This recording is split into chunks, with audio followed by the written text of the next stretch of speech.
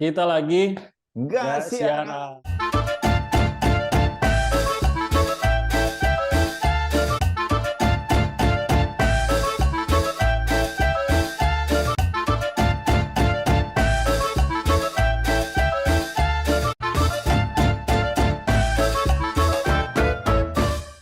Dan di kesempatan kali ini saya masih bersama saya, Bayu Marbun. Dan saya Timothy Sutiono. Nggak cocok ya? Nggak cocok. Bayu Marbun masih oke, Timothy Iya. Sutiono tuh nggak banget. Nggak cocok, nggak apa-apa. Saya Timothy Marbun, ini Mas Bayu Sutiono. Ya. Dan kita hari ini ngomonginnya politik. Tapi kalau kita kan udah sering ya bahas berdua ya.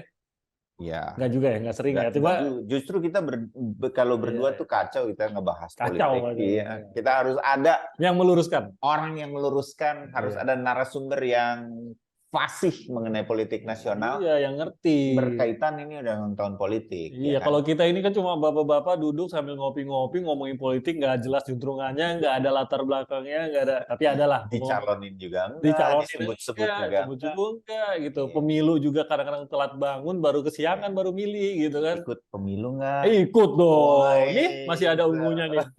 Sisa 2019 loh. Itu kejepit jadinya tim.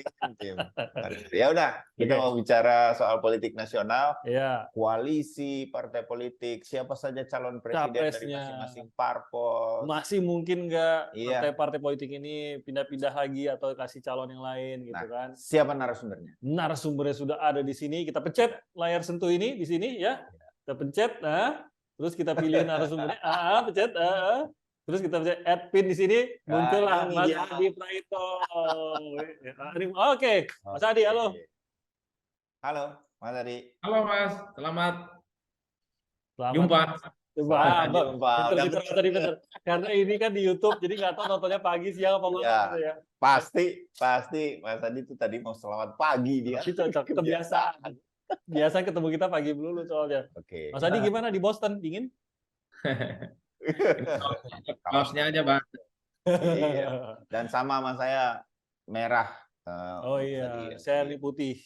Dan kita lagi-lagi ada Indorak hari ini. Kalau butuh rak server, iya. carilah rak server terbaik di Aduh. Indonesia, Indorak. Aduh. Kenapa sih harus di Bisa belakang? nggak sih kaosnya jangan di belakang? Tuh, Ini kan gitu. kita susah ya, Iya, melintir begini. Nanti kita pesen sama Indorak bikinnya di depan gitu ya. Iya. Indorak, Kayak belakangnya gitu loh. Bayu. Boston kan enak. Iya. Ya, dengar sponsor? Tolong, Indoraknya di depan. Jadi kita Depan. nggak bolak-balik. Kirim ke kita. Udah nanti tua kita nih. pakai. Nanti kita keseringan muter-muter, encok. Aduh, susah juga. Jadi nggak bisa setting. Saya Ya. sama Mas Adi udah sama warnanya. Memang kita tuh udah koalisinya udah pas merah dan tinggal nyebut saja siapa calonnya. Yang putih-putih ini banyak belum jelas. Ya Mas Adi ya? Mas Adi udah tahu. Enggak juga ya Mas Adi. Yang merah juga belum jelas calonnya. Apa udah jelas Mas Adi? Coba dijawab dulu Mas Adi. Yang merah belum jelas, masih nungguin wangsit dari Yang Maha Kuasa. Pasti dari Yang Maha Kuasa. Kok bisa gitu sih Mas Adi? Bukannya sebagai udah menang apa segala macam. Gampang dong. Bisa sendirian. Iya. Ini kita bicara PDI Perjuangan. Masih nunggu wangsit juga. Kurang apa sih wangsit? Wangsitnya mana? Survei udah jelas Mas Adi. Iya. Apalagi yang ditunggu? Ya tentu bagi PDIP persoalan Capres itu masih lama ya, karena satu-satunya partai politik yang sudah menggenapi ambang batas presiden 20%. Iya. Jadi sebenarnya satu-satunya partai yang bisa merem saja, bisa usung Capres dan Cawapres hanyalah PDIP, Mas. Tapi nggak kunjung ini juga menyatakan gitu loh. Iya. Padahal kan gampang. Kenapa malah justru hal itu bikin lama tuh Mas Adi, bukannya bikin cepat? Ya, saya kira sepertinya ada dua hal. Pertama, sedang melihat momentum politik. Yang kedua, sedang melihat juga kira-kira siapa jagoan-jagoan penantang yang akan bermunculan. Dua hal ini yang sepertinya sedang dihitung betul oleh PDIP soal siapa yang akan diusung ya. Makanya ya sebagai partai pemenang mereka relatif agak santai-santai saja. Sekalipun misalnya sering melakukan silaturahmi politik elit PDIP ke partai yang lain, tapi mereka ngakunya tidak bicara tentang pilpres. Kalau yang lain kan pasti sudah saling menggoda. Misalnya Nasdem menggoda KIB bisa bergabung dengan mereka. Mereka juga sebaliknya, Nasdem digoda untuk bergabung dengan KIB. Ya gara-gara mereka belum genap tiketnya Mas untuk bisa daftar ke KPU. Ntar kita sampai ke situ ya. Tapi masih di PDI Perjuangan. Mas Adi, apakah ini juga pengaruh bahwa masih ada dua nama, satu laki-laki, satu perempuan? Kita sebut aja lah Ganjar atau Puan Maharani, ini sudah mengerucut kemana Atau sama sekali atau belum, sama jangan-jangan. sekali belum. Kita masih belum bisa bilang bakal Pak Ganjar, walaupun banyak yang berharap Pak Ganjar akan yang diusung oleh PD Perjuangan. Internal ini juga masalah, Mas Adi, di PD Perjuangan. Kalau melihat PDIP, saya kira memang pendekatannya dua hal. Pertama, kalau menggunakan pendekatan elit, jadi memang sangat kelihatan. Sejumlah elit kunci di PDIP itu sampai saat ini kelihatan masih terus berusaha supaya Mbak Puan Maharani itu bisa mendapatkan tiket pencapresan.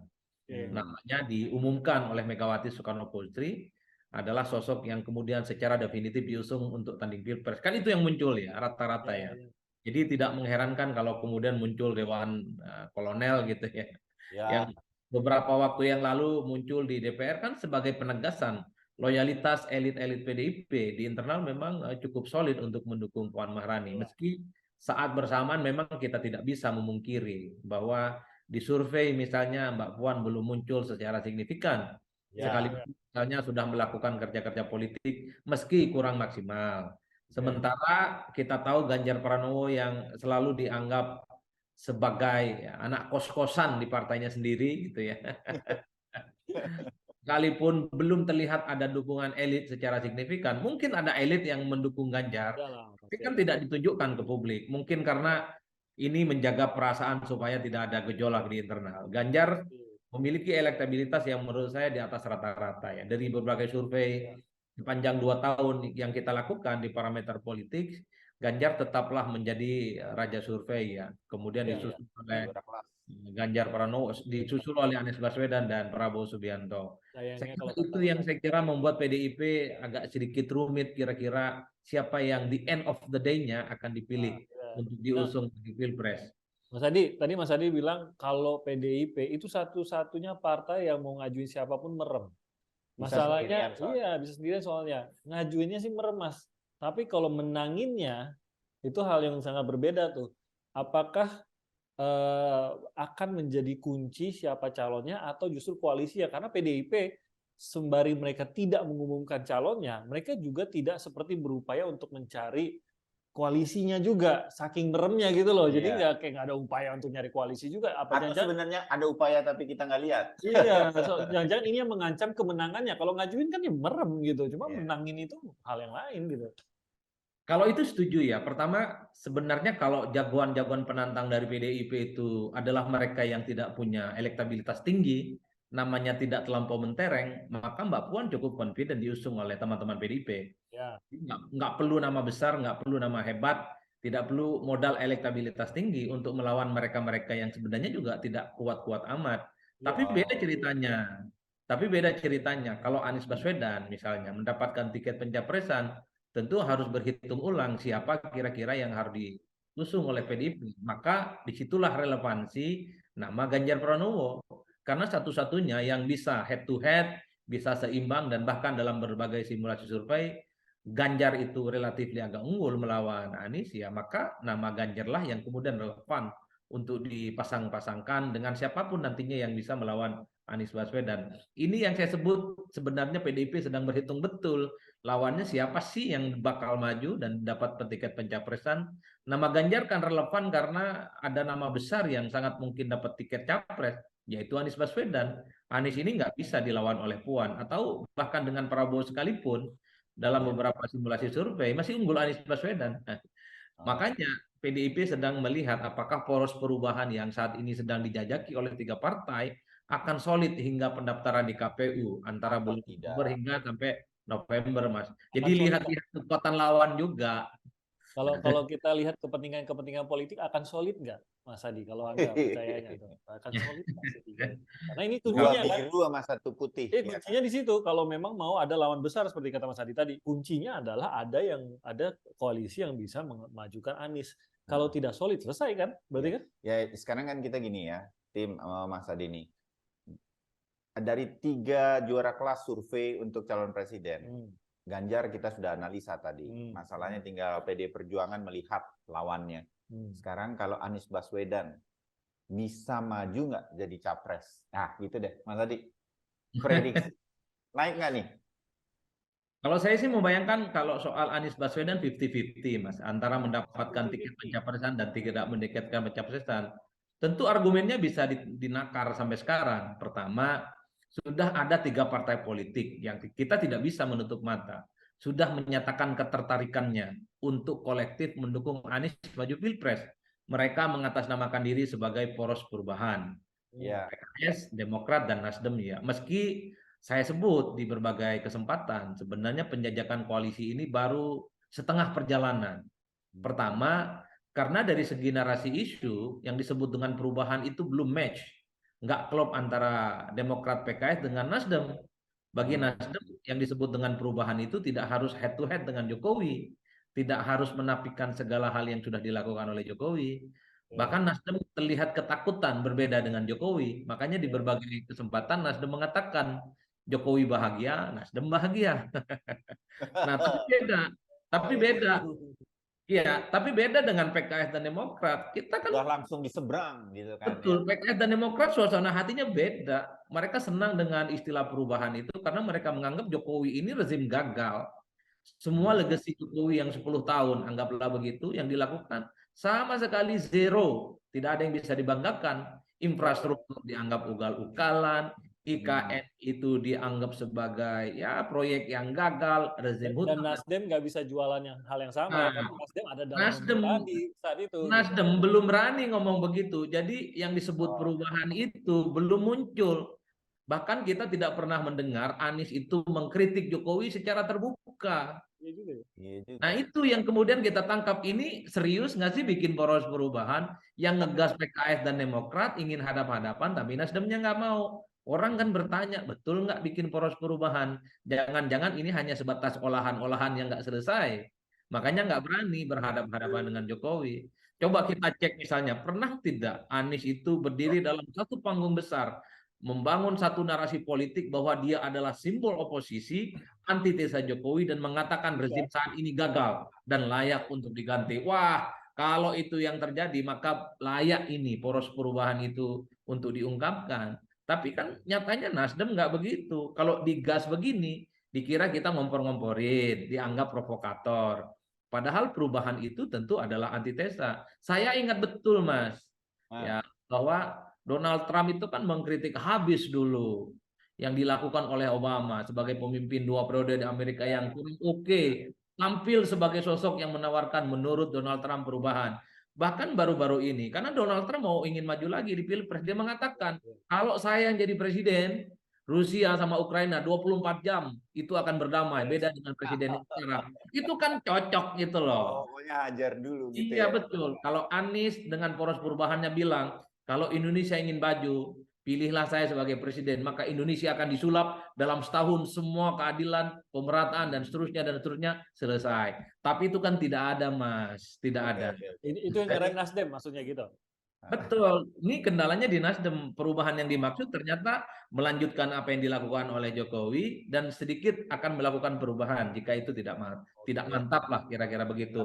Yang kedua, Mas, kalau untuk PKS dan Demokrat itu sudah mendeklarasikan dukung Anies, mereka tidak mau secara terbuka gitu ya, memberikan panggung besar deklarasi, lo ini lo jagoan PKS ya, ini lo jagoan Demokrat, enggak ada. Sambil lalu misalnya kita melihat kapan jadi itu bisa dibilang belum ya? Bisa kita bilang itu belum sebetulnya. Belum bulat, belum konkret. Belum seperti belum bulat, belum konkret, hanya sebatas pernyataan media secara verbal, dan itu dilakukan oleh orang yang menurut saya masih lapis kedua dan lapis ketiga. Di PKS itu Dewan Suronya. Oke kan? Kalau kan Nasdem ngomong, jelas. Betul, kalau Nasdem jelas dilakukan di kantornya yang megah, ada Pak Surya Paloh memberikan mandat kepada Anies. Nah, Demokrat sama PKS belum. Kapan tuh dilakukan? Baru setelah itu ada deklarasi bersama 3 partai, bikin MOU, ada fakta integritas, ada hitam di atas putih bahwa capres ketiga partai itu adalah Anies Baswedan, seperti yang dilakukan oleh Gerindra dan PKB. Berarti Gerindra dan PKB begitu, Mas. Berarti kita nggak boleh kaget dong kalau Demokrat atau PKS akhirnya putar arah gitu, maksudnya Mas Adi? Oh, sangat mungkin, Mas. Apalagi misalnya setelah PKS dan Demokrat menyatakan iman politiknya sama untuk dukung Anies, Belum pernah tuh misalnya kita melihat PKS, Demokrat ngajak keliling Anies juga di basis-basis pendukung mereka, di basis-basis konstituen mereka, memperkenalkan bahwa capres PKS itu namanya Anies, capresnya Demokrat itu adalah Anies bukan AHY. Itu belum dilakukan, Mas. Jadi wajar kalau orang bertanya, jangan-jangan ini ketiga-tiganya bisa masuk angin di tengah jalan. Inilah yang menjelaskan kenapa Nasdem itu datang ke Gerindra PKB, datang juga ke Golkar. Kemarin PKS datang, konon katanya Demokrat juga akan berkunjung ke Golkar. Jadi kalau memang koalisinya solid, ngapain mikir yang lain, kan itu saja ceritanya. Oh, oke. Jadi belum. Oke. Oke. Satu lagi. Apa? Satu calon lagi. Siapa? Pak Prabowo. Nah, ini itu baru. Saya Iya baru kan? mau masuk ke situ. Sama kan? Ini yang menarik juga nih, Mas Adi. Pak Prabowo bilangnya mau maju gitu. Ya. Nah, tapi kan Sama siapa? sama siapa? Karena Pak Prabowo ini kan tidak bisa maju tidak Betul. seperti PDIP. Iya. Tidak bisa Gerindra mengajukan sendiri Pak Prabowo gitu. Sekarang koalisinya sama PKB. Jelas kalau PKB pasti ngajuinnya Gus Muhaimin atau ada mungkin lebih kepada Caimin gitu kan. Ya. Tapi tampaknya ini belum dapat lampu hijau juga. Nah, PDIP mengajukan, ini kan sebenarnya temenan nih. PDIP dengan Gerindra kan nih partneran lah. Betul. Jadi kalau PDIP mengajukan calonnya, entah itu Puan, entah itu Ganjar, lalu Gerindra juga mengajukan calonnya, dan akhirnya malah jadi bersaing. Iya. Mungkinkah itu yang terjadi, atau jangan-jangan gabung aja? Dan kalau gabung, bingung juga. Ya bukan lawannya siapa juga. Siapa yang capres, siapa yang cawapres. Iya. Itu dia pertanyaan. Mas Adi. Pak Prabowo, Mas Adi, maju apa enggak? Kalau menurut Anda sebagai calon presiden ya, atau masih mau jadi cawapres entah di koalisi yang mana? Saya masih meyakini bahwa Prabowo Subianto itu akan maju pencapresannya.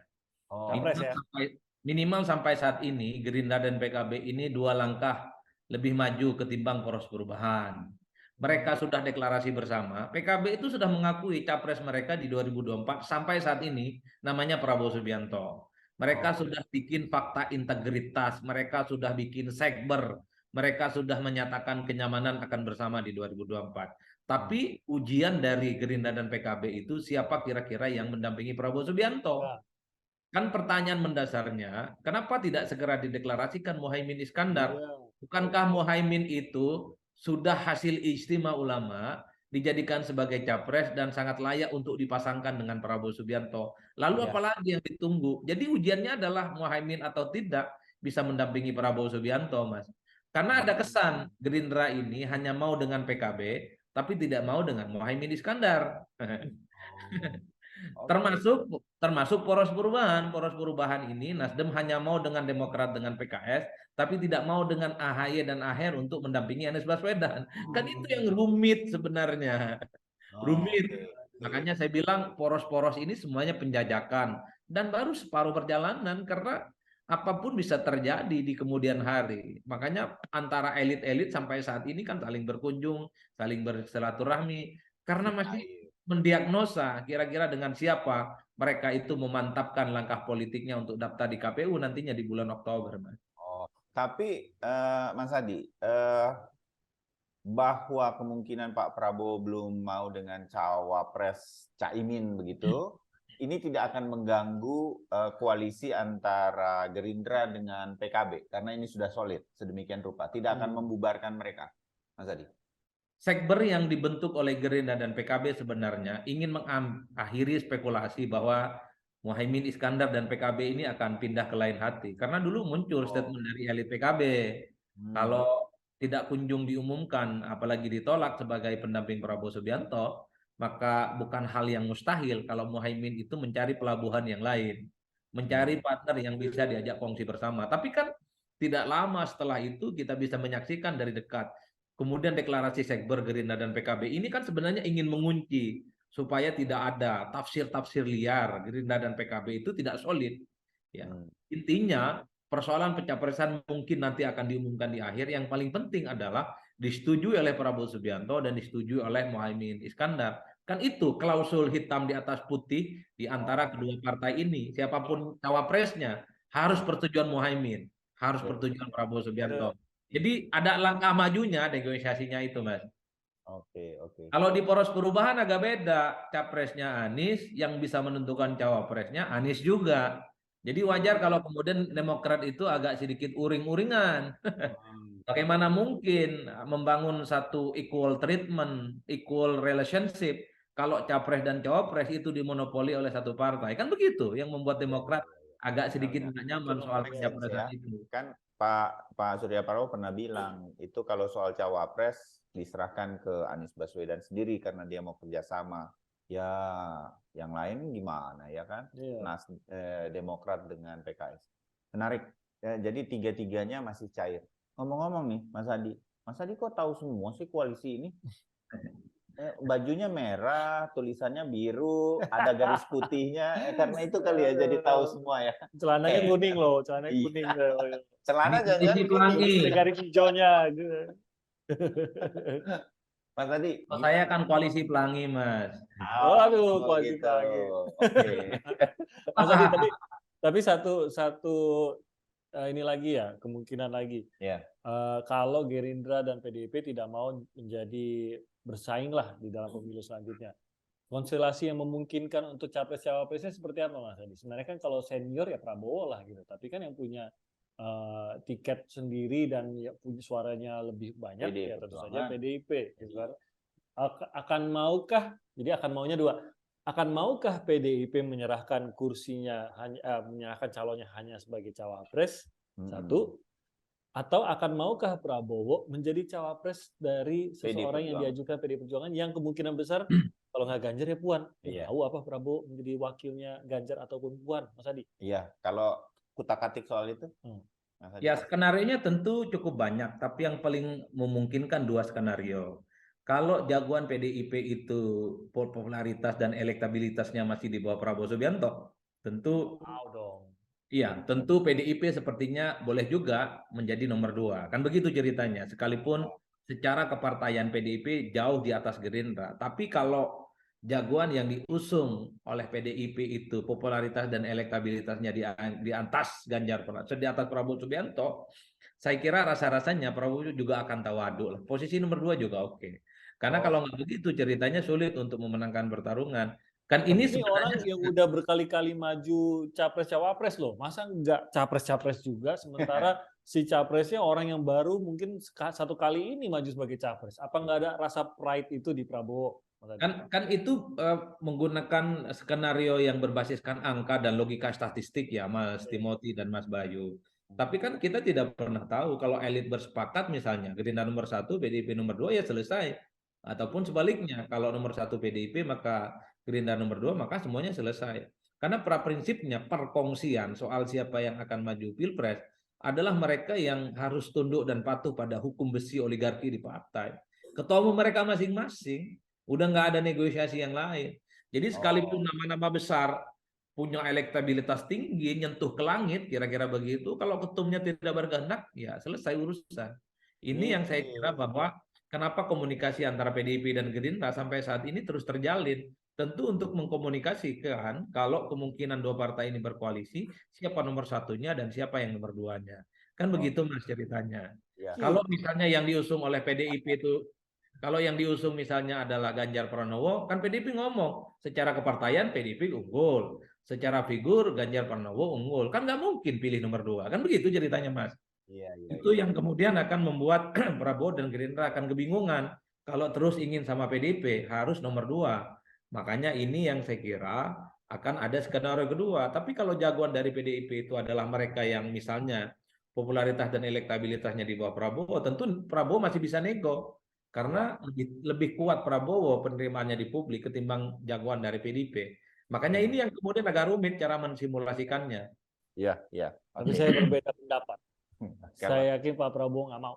Nggak mau ya? Cawapres. Iya, pride-nya dong, udah maju. Selalu capres. Udah maju berapa kali gitu kan, masa Tapi siapa tahu Tim, capres belum berhasil. Begitu cawapres masuk itu barang, nggak ngerti juga. Jadi kan? Presiden, entah gimana caranya. Ya nggak tahu.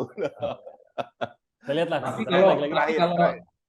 Tapi kalau saya membaca Mas, sepertinya memang Prabowo Subianto tetap memasok harga mati ya soal posisi nomor 1. Tentu tentu dengan harapan bahwa yang bertanding nanti adalah all Jokowismen. Tapi logisnya seperti yang Mas Adi jelaskan tadi, seharusnya logisnya seperti itu. Tapi Mas Adi sendiri tetap kayaknya ada targetnya nomor 1. Kalau all Jokowismen nggak apa-apalah, capres lagi gagal lagi nggak apa-apa, tapi capresnya tetap menjadi semacam sebuah tawaran dari Gerindra dan Prabowo Subianto gitu ya Mas Adi ya. Ya karena kalau saya membaca ini kan ada dua mazhab besar sebenarnya yang sedang dinanti betul oleh publik, mazhab kubu pemerintah dengan mazhab non pemerintah. Kalau mazhab pemerintah kan ada poros itu, ada Gerindra PKB, ada kemudian KIB dan PDIP yang sampai saat ini sebenarnya apakah mereka akan melebur menjadi satu kesatuan kalau ada lawan di luar mereka, ataukah akan tetap menjadi dua poros gitu ya. Porosnya mungkin poros PDIP dan poros Prabowo Subianto. Kan itu yang kemudian belum kita lihat sejauh ini. Yang ketiga tentu adalah poros perubahan, Mas. Saya membaca kalau Anies mendapatkan tiket pencapresan, bisa daftar ke KPU, rasa-rasanya partai-partai politik yang saat ini ada poros-poros di dalam, itu akan berkongsi, bersepakat soal siapa kira-kira jagoan yang akan diusung dan relatif bisa memenangkan melawan Anies Baswedan itu. Karena kalau Anies dilawan oleh dua kubu yang sama-sama dari internal pemerintah, misalnya ada kubu PDIP dan ada juga porosnya dari Gerindra, tentu bukan hanya menjadi putaran kedua Pilpres itu, tapi sangat mungkin suara Anies akan dominan di putaran pertama karena suara pemerintah, kubu pemerintah itu akan terpecah pada dua poros itu, Mas. Disitulah yang saya selalu sebut bahwa ini sebenarnya sangat menunggu kira-kira apakah poros perubahan itu fix, definitif, dan solid bisa sampai bulan Oktober pendaftaran atau justru akan masuk angin di tengah jalan. Karena ini sangat menentukan bagaimana konfigurasi yang akan diputuskan nantinya. Iya. Udah. Sip. Nanti kita lihat lagi update-nya. Kita lihat lah. Ya, nanti ada pertemuan-pertemuan lagi. Kesimpulannya nggak ada harapan bagi kita tim untuk jadi capres-cawapres ya. Capres-cawapres. Padahal Mas Adi sudah mau kita tunjuk sebagai Menteri Pendidikan. Ya sudah. Jubir aja Mas, jubir. Jubir, mantap. Ini Indorak mau kita BUMN karena tadinya. Mas Bayu sama Mas Timothy jadi capres tanpa partai aja, saya jubirnya. Oh gitu ya. Masalahnya kita bukan capres tanpa partai, Mas Adi, tanpa pemilih kita. Lebih susah.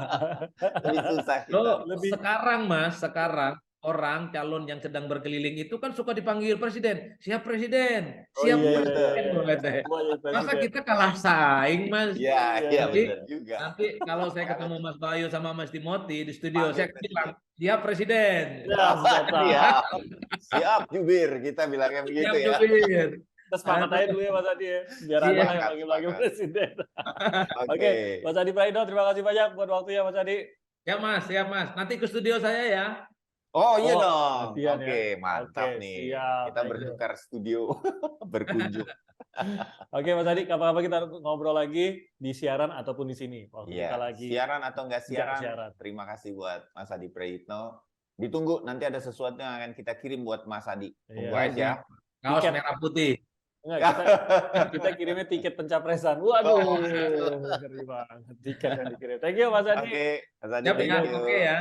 Ya. Oke, Mas Adi Praitno dan buat Anda yang menyaksikan, terima kasih sudah meluangkan waktunya. Jangan lupa like, comment, and subscribe juga kalau mau dengar ngobrol-ngobrol lainnya bersama kita. Ya, oke. Sampai saat ini ya udah itu dulu deh. Nanti kalau udah ada perkembangan lain dalam politik nasional, kita ngobrol lagi. Mungkin dengan pengawat politik yang lain juga. Iya. Atau dengan politisinya. Atau mungkin dengan politisi-politisinya. Oke.